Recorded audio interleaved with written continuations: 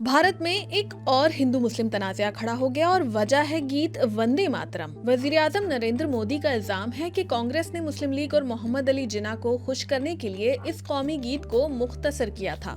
लेकिन मुसलमानों को इस गीत पर एतराज क्या था? इस गीत के कुछ अशार बाज हिंदू देवी देवताओं की तारीफ पर मुश्तमिल हैं। इस लिहाज से मुकम्मल गीत या इसके तमाम बंद को पढ़ने को मुसलमान मजहबी और सकाफती एतबार से रद्द करते हैं।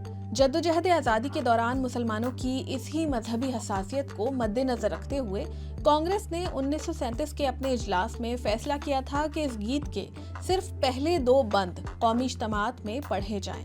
इसके बाद 1951 में भारतीय आईन साज असम्बली ने इस मुख्तसर वर्जन को कौमी गीत के तौर पर मंजूर किया। लेकिन इस गीत पर बहस अब क्यों हो रही है? इन दिनों इस गीत की 150वीं सालगिरह मनाई जा रही है। इस मौके पर लोकसभा में तकरीर के दौरान वजीर आजम मोदी का कहना था कि जवाहरलाल नेहरू ने मोहम्मद अली जिन्ना के एतराजात पर सरे तस्लीम खम करके गीत के अहम बंद इससे निकाल दिए, जिससे मुल्क एक फिरके की खुशामद पसंदी की सियासत की जानिब बढ़ने लगा, जो आखिरकार तकसीम हिंद का सबब बनी।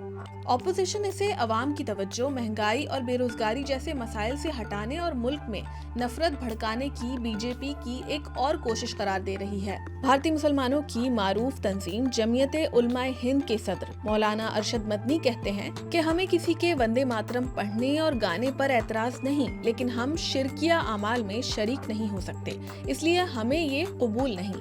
लेकिन ये पहली बार नहीं, इससे कबल भी ये तनाज़ा कभी सियासी महाज पर उठा तो कभी अदालतों तक पहुंचा, जहां बहस हुब्बुल वतनी, आईनी आज़ादी और फर्द के इंतखाब के हक के गिर्द घूमती रही।